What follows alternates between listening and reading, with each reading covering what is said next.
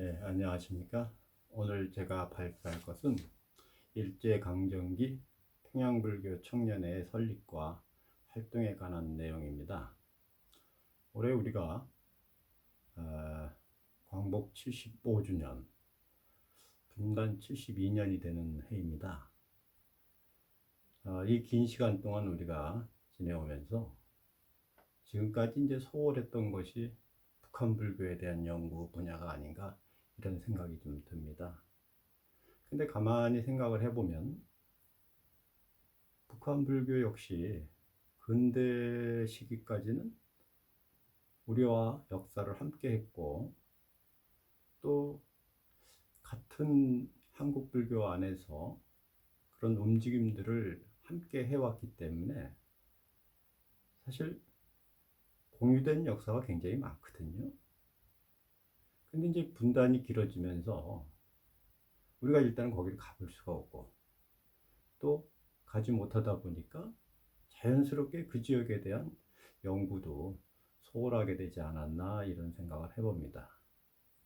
그러나 우리가 궁극적으로 따져보면 향후 통일이란 큰 관점에서 본다면 그곳의 역사, 좀 더 폭을 좁혀보면 그곳의 불교 역사, 더 폭을 좁아보면 근대까지 공유하고 현대에 와서 이어지지 않은 기간, 이러한 기간에 대해서 우리가 좀 더 준비하고 연구해야 되지 않나 이런 생각을 좀 해봤습니다.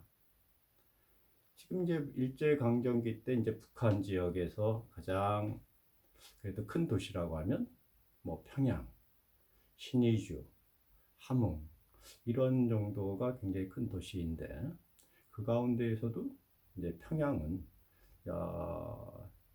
이북 지역에서 가장 큰 도시가 아니었나 이렇게 보여집니다. 일제강점기 때 이곳에서 어떤 불교 운동이 있었을까? 이게 참 관심사였거든요. 그래서 향후 이런 문제를 우리가 좀 지금부터 준비해 놓는다면 앞으로 통일이 됐을 때 그런 공백이 좀 줄어들지 않나 라고 생각을 해봅니다. 일제강점기에 대한 연구를 여러 번 하면서 가장 이제 관점을 뒀던 것은 불교 청년운동입니다. 1920년 6월 20일 날 조선불교 청년회가 이제 설립이 되는데, 그건 중앙에서 설립이 된 거거든요. 지금으로 말하면 이제 서울에서. 근데 그 뒤로 이 조선불교 청년회의 지혜가 전국적으로 이제 결성이 됩니다. 대략 한 연구에 의해서 2019년도에 학술지에 제가 발표한 그 조선불교 청년의 지혜 결성과 활동에 대한 논문에서 밝혔는데, 그때까지 찾아본 지혜가 41곳이었거든요. 근데 그 뒤로 이제 다른 매체들 뭐 잡지라든지 이런 데를 보게 되면 그때 미처 조사를 못했던 그런 곳이 한 3곳 정도가 지금 더 있어가지고 대략 한 44곳 정도의 지혜가 있었다는 것을 일단은 알 수가 있습니다. 근데 이제 이 지혜가 평양불교도 역시 이 지혜가 설립이 돼가지고 굉장히 큰 활동을 합니다. 그래서 이 일제강점기 평양불교 청년회의 설립과 활동은 그러한 청년회가 평양에서 어떻게 결성이 되고 어떤 활동을 해서 일제강점기 때 한국불교의 그런 모습으로 이렇게 남아있는지 그 점을 좀 본격적으로 찾아본 그런 연구라고 할 수가 있습니다.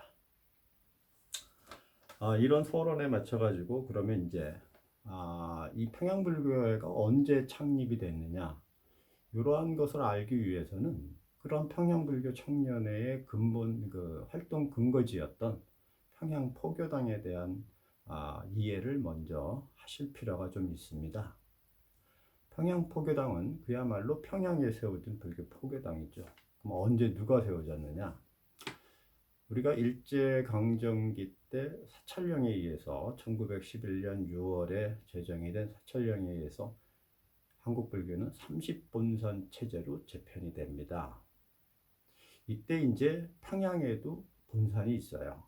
평양부는 큰 도시였기 때문에 평양부 본산이 따로 있고, 그 다음에 이제 거기가 평양북도이니까, 평양남도이니까 평남의 본산이 따로 있는데, 평양의 본산은 영명사였고, 평남의 본산은 법흥사였습니다.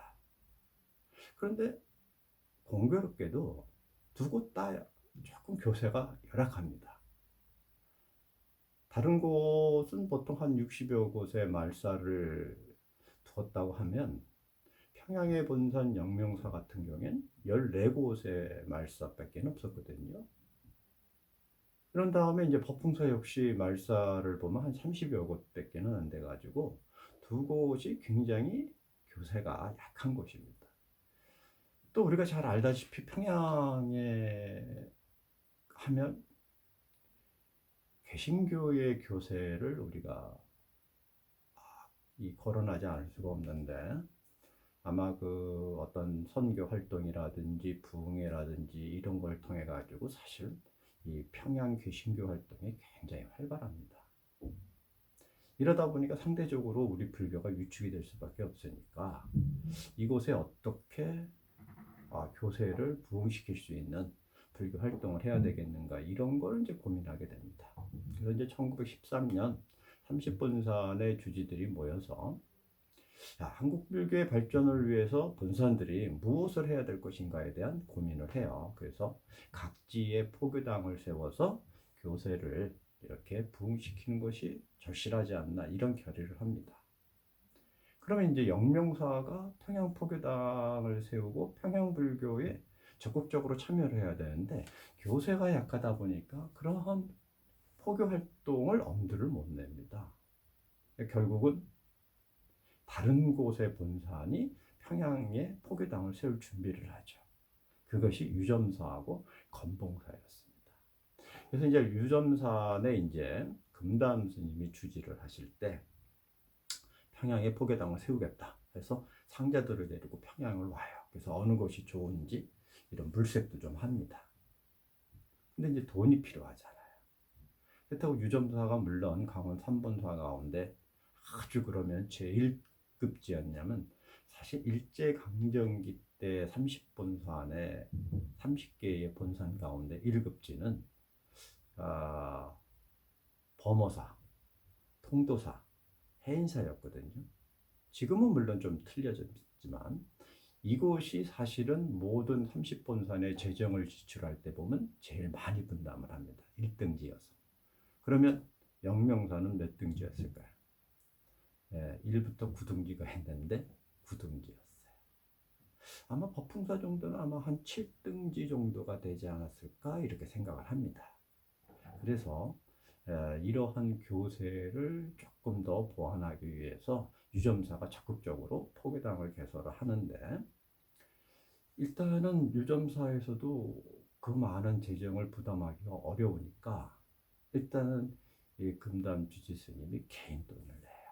한 1만여 원의 포교당 건설 비용이 필요하다 그러는데 거의 한 7천여 원을 낼 정도로 적극적으로 이 포교당 건설을 하신 겁니다. 근데 안타깝게도 이분이 다 완성을 못 하셔요. 못 하시고 그 안에 돌아가십니다. 그래서 안타깝지만 그 다음에 이제 김동선이라고 하는 주지가 결국 1914년 이 평양에 포교당을 세워서 본격적으로 이제 포교 활동을 하죠. 자, 포교당이 세워지니까 뭘 하겠습니까? 법회도 하죠. 그 다음에 강연도 하죠. 사실 지금이야 너무 인터넷이라든지 이런 전자매체의 발전으로 해가지고 사실 뭐 대중 강연이라든지 뭐 이런 것이 흥미를 끌지를 못하는데요. 이 당시는 사실 굉장히 그러한 강연이라든지 어떠한 대중들을 모아놓고 토론을 식으로 이루어지는 강화라든지 이런 것들이 적극적으로 행해졌던 때고, 또 대중들의 참여도 굉장히 좋았고요. 그래서 이 불교에 대한 강습이라든지 이런 것들을 하니까 지금까지 못 해왔던 거거든요. 어떻게 하겠어요? 많은 불자들이 이렇게 들어오는 겁니다. 들어와가지고 평양 포교당의 어떤 교세가 영명사보다도 커지는 거예요. 야, 그런 게 얼마나 이게 왜 목말랐던 거거든요. 불자들이 뭔가 불교에 대해서 알고 싶은데 그것이 안 되니까 이거를 해결해 준 게 바로 평양보고당입니다. 그런데 아, 이게 참 안타까운 게 호사다마라고 불교가 이렇게 포교당이 잘 되는데 화근이 생겨요. 그러니까 김동선 요점사 주지가 마무리를 하고 그 다음에 주지로 파견하신 분이 누구냐면 김보륜입니다. 이분이 포교당을 맡아서 하시다가 범계를 합니다. 그러니 평양 포교당에서 평양 시내에서 포교당 주지가 범계를 한 사실이 쫙 알려지니까 어떻겠어요? 신도들의 왕래 발길이 갑자기 툭 끊어지는 겁니다. 포교당이 유지가 안 될 정도로. 그래서 결국은 포교당을 문을 닫습니다. 자, 이러다 보니까 이제 이 포교당을 세웠던 김동선 유점사 주지는 노심초사하게 되는 거예요. 일단 어떻게 해야 되나? 결국은 폐지계를 냅니다. 그래서 조선 총독부에 일단 평양 포교당을 우리가 문을 닫겠습니다 해서 1916년에서 1916년 10월에서 1917년 10월까지 문을 닫아요. 자, 그러고 나서 그 사이에 이제 강원도의 사찰이라든지 유점사 말사라든지 이렇게 포교에 관심이 있는 사찰들을 설득을 해서 새로운 재원을 마련을 해서 결국은 1917년 10월 다시 포교당 문을 열립니다. 이때 이제 이 주지로 파견 나오신 분이 최원웅, 그분이 잠깐 하시고 나서 이제 그 다음에 하셨던 분이 아마 뭐냐면 윤영봉, 이런 분들이 이제 오셔서 하셨는데, 이때 1918년에 아주 청년의 활동에 관심이 있었던 분이 하나 같이 옵니다. 평양에. 이분이 윤주일이라고 합니다. 그 당시로서는 이제 출가하셨던 신분이니까 법명이 현공입니다. 이분이 오셔가지고 평양불교 청년회를 만들어요. 이게 그래서 평양불교 청년회가 만들어지고 포교당에서 만들어진 그런 계기가 됩니다. 1918년 이제 평양불교 청년회가 만들어졌는데, 그러면 이제 언제 조선불교 청년회 평양지회로 가입을 했겠느냐? 아무래도 이제 평양불교 청년회가 조선불교 청년회 평양지회로 가입을 하려면 일단 조선불교가 청년회가 만들어져야 되겠죠. 그래서 1919년 이게 이제 3.1운동 이후 사회적인 분위기가 좀 많이 바뀌어요. 여러분 알다시피 무단 총재에서 조금 문화 정치로 이렇게 가면서 집회라든지 결사라든지 이런 것을 억압을 했던 총독부가 그것을 좀 완화해 줍니다. 그래서 많은 단체들이 생길 때 우리 이제 불교계도 조선불교 청년회를 만들어야 되겠다라는 뜻 있는 젊은 수행자들이 이렇게 나선 거죠. 그때 만들어지기 시작을 할 때 이제 1920년, 그러니까 19년도부터 가을서부터 많은 이렇게 지방에 뜻 있는 사람들을 동조를 모아요. 그래서 그분들이 서울을 왔다 갔다 하면서 조선불교 청년회가 어떻게 가야 되며 어느 곳에 지회를 들 것이며 우리가 지회로 가입을 할 것인가, 이런 것들을 논의하게 되는 거죠. 그래서 평양불교 청년회는 윤주일이 이런 간사 역할을 맡아가지고 평양불교 청년회의 간사로서 조선불교 청년회 창립총회에 참여를 합니다. 그래가지고서 조선불교 청년회가 1920년 6월 20일 날 결성이 되는데, 6월 23일 날 어떤 신문 기사를 보면 평양불교 청년회가 어떻게 되냐면 조선불교 청년회 평양지회로 이렇게 발표가 돼요. 20일 날 서울에서 결성이 됐는데 23일 날 벌써 평양에 지회가 있다. 그건 그 사이에 이미 평양에서 서울을 왔다 갔다 하면서 뭐예요? 그런 조선불교 청년회의 설립에 관여를 했고, 그 다음에 동시에 지회를 모집을 할 때 제일 우선적으로 지회에 가입을 한, 이런 걸로 우리가 정황을 알 수가 있습니다. 그래서 이제 1920년 6월 23일 날 평양불교 청년회는 조선불교 청년회 평양지회라고 하는 이런 이름으로 활동을 하게 됩니다. 그럼 이제 평양지회로 활동을 뭘 했을까요? 우선적으로 보게 되면 야학을 합니다. 아무래도 이 당시에 이 야학이라는 건요, 대중들을 가르친다라는 것은 굉장히 중요한 거거든요. 그것을 통해 가지고 시대를 알고 그 시대에 억압된 시대이고 우리가 이 억압에서 벗어나야 된다는 것을 일깨우려면 교육을 해야 되는 거예요. 그래서 야학을 하고 그 다음에 또 뭐 하면 평양에도 여러 학교가 있는데 옛날에 어려웠잖아요. 가정 환경도 어렵고 그러니까 집에서 별다른 도움 없이 평양에 와갖고 혈을 다니신 고학을 하면서 학교를 다니는 학생들이 있습니다. 이 학생들을 도와주는 일을 하자. 꼭 불교 아니더라도 또 물론 그 가운데는 불교를 믿는 사람들이 더 많았겠지만 이런 고학생들을 우리가 후원을 하자. 이래서 고학생 후원회 활동을 합니다. 그 다음에 이제 뭐 하냐면 환등회. 지금으로 말하면 이 슬라이드를 보여주는 거거든요. 그럼 이 슬라이드를 통해서 뭘 했을 거예요? 세계 문화라든지 어떤 선진적인 문화라든지 이런 걸 필름을 통해서 환등회. 지금은 이게 없어졌죠. 옛날에 필름 한 컷 한 컷 이렇게 넘어가는 게 그게 환등이거든요. 지금에는 다 동영상으로 우리가 이렇게 보니까 그러는데 그래서 이러한 것을 보면서 세계 문명이라든지 세계 열강의 모습이라든지 이런 것들을 보여주지 않았을까 이렇게 활동들을 좀 볼 수가 있습니다. 그 다음에 이제 1922년이 되면 창립을 했던 윤지일이 조선불교 청년의 평양지회 회장으로 이렇게 선출이 돼요. 그래서 이때 한 것이 뭐냐면 수요일, 그 다음에 뭐냐면 일요일 이렇게 불교 강습을 합니다. 지금으로 말하면 교양대학이라고 할 수가 있는데 이것이 그 당시에도 있었다라는 거죠. 그래서 수요일 날, 일요일 날 그러니까 지금보다도 훨씬 더 많은 사람들이 불교를 알고 믿으려고 했던 이 열렬한 모습을 우리가 그때에서도 알 수가 있습니다. 그 다음에 이제 어떤 활동을 하시냐면 1923년이 되면 평양 여자청년회가 생깁니다. 그의 명칭이 뭐냐면 평양불교 여자청년회죠. 그러니까 이제 이거는 서울에서 먼저 세워지거든요. 이 역시 이제 이 지회 형식으로 세워지는데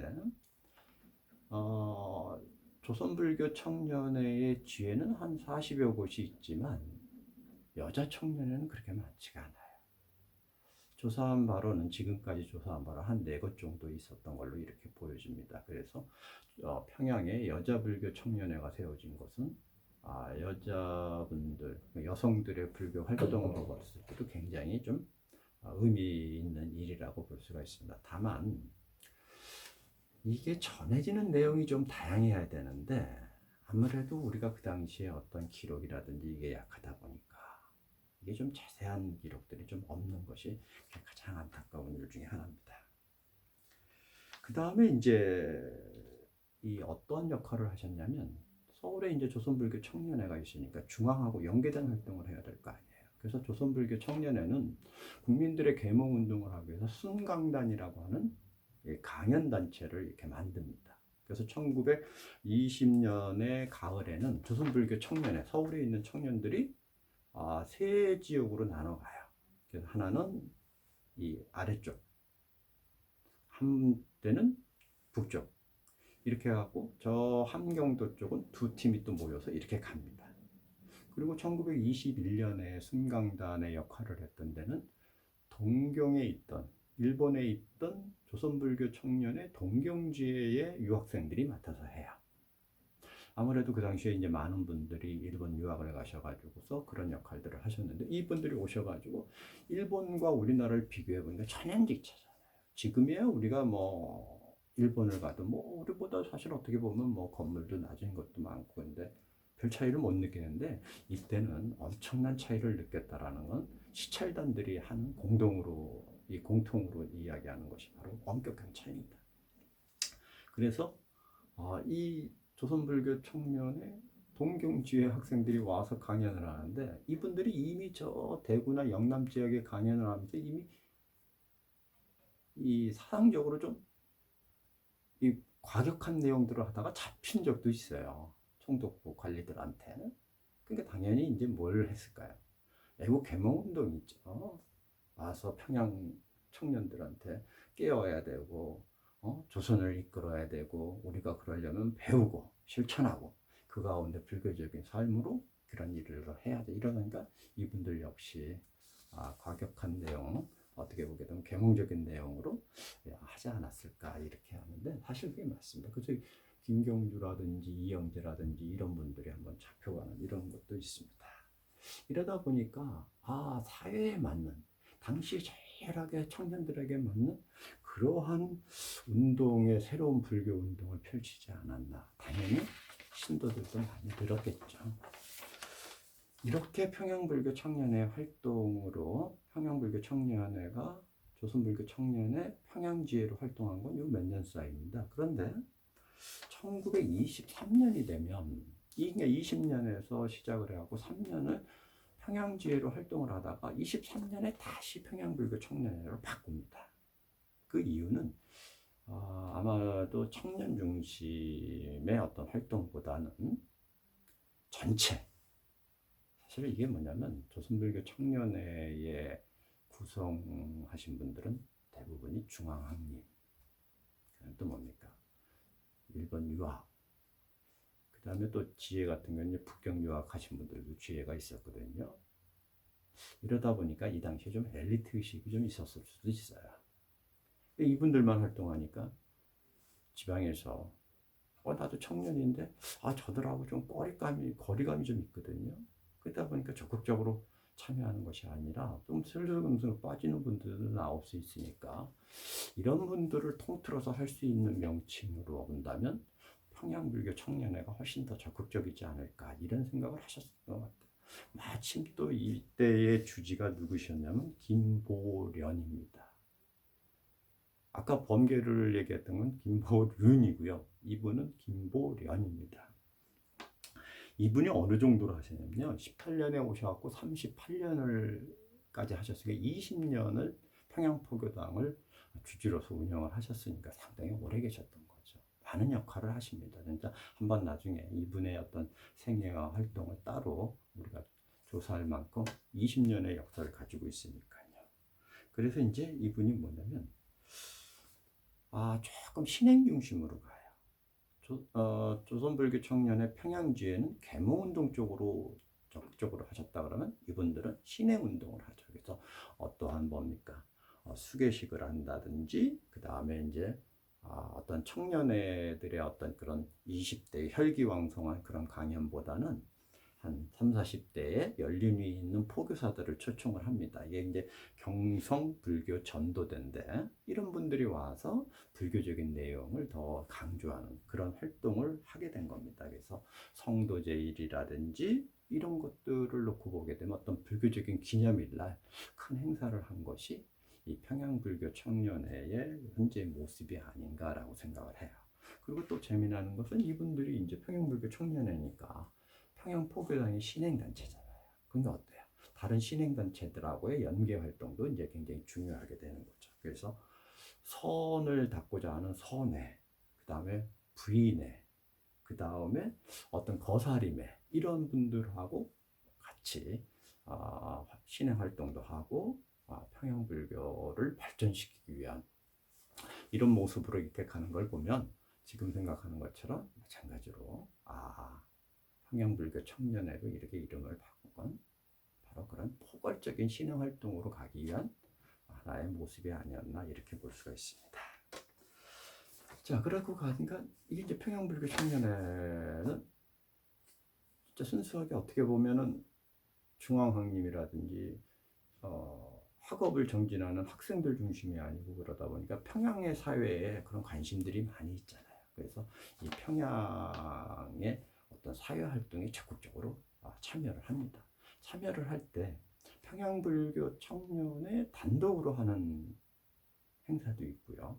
그 다음에 이 지역에 있는 청년회, 다시 말해서 평양 청년회. 이건 평양 청년회는 종교하고 관련이 없는 그런 청년회죠. 그런 청년회. 그 다음에 심지어는 개신교 청년회하고 연계해서 활동을 합니다. 근데 참 재미나는 건 조선불교 청년회뿐만이 아니라 평양불교 청년회로 이렇게 이름을 바꿔서 활동을 할 때도 이렇게 보면 우리는 하나잖아요. 이때 연계된 개신교나 이런 청년의 단체를 보면 한 11개가 있는 걸로 파악이 됩니다. 굉장히 많은 거죠. 그런 점에서 우리 불교가 그때도 개신교의 그런 선교 활동에 비해서는 조금 열악하지 않았나 이렇게 좀 볼 수가 있습니다. 또 하나 이제 보면 단독적으로 하는 것은 개인들이 어떤 이 일제에 대한 항거죠. 그래서 윤주일이 조선일보 평양지국장을 하면서 그런 노사 문제에 참여를 하고 그 다음에 직접적으로 소비조합 공용사를 창건을 해가지고 그런 활동을 합니다. 그 다음에 이 윤주일이 이제 그런 사회운동을 하기 위해서 조선 청년회하고 연결을 해요. 평양 청년회하고. 이게 뭐냐면 진남포의 경관을 보조하는 경관보 이 이종린이라는 사람이 한 여학생을 성폭행을 합니다. 근데 이게 조사가 지지부진하니까 이 청년들이 나선 거예요. 그래가지고서 성폭행을 하니까 이 조선 청년회하고 평양 청년회하고 윤주일이 속한 평양불교 청년회에서 이 회원들하고 같이 해갖고 진짜 진정하게 사건을 밝혀라 이렇게 항의도 합니다. 그 다음에 이제 이 다른 개신교 청년들하고 이제 연계해서 이제 활동을 한 건 뭐냐면 평양은 기생 또 무당 무속인 이런 사람들이 좀 많았던 모양이에요. 이런 사람들의 사회적인 활동을 좀 제한해야 되고 좀 방면해야 된다, 척결해야 된다 이런 활동을 벌일 때 평양불교 청년회가 개신교 청년회하고 연계 활동을 합니다. 이때 평양불교 청년회가 한 팀이라면 개신교 청년회는 한 11개의 팀이 참여한 것을 봤을 때 상당히 우리가 눈여겨봐야 될 점이 아닌가 이런 생각을 해봅니다.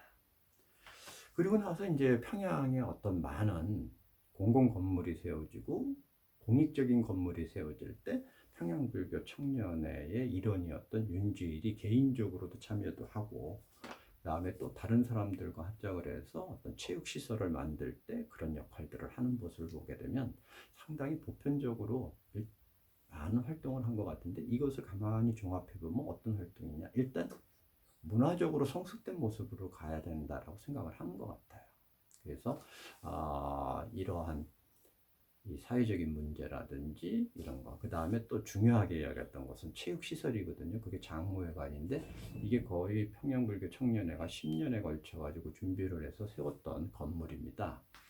이런 체육활동, 일제시대 때 많은 청년들은 이 체육활동을 강조를 해요. 그 이유는 아마 우리가 식민지 체제로 이렇게 떨어진 것은 이런 체력적인 이런 힘의 문제가 아니었나 이러한 반성에서도 사실 시작된 것이 아닌가 이렇게 생각을 합니다.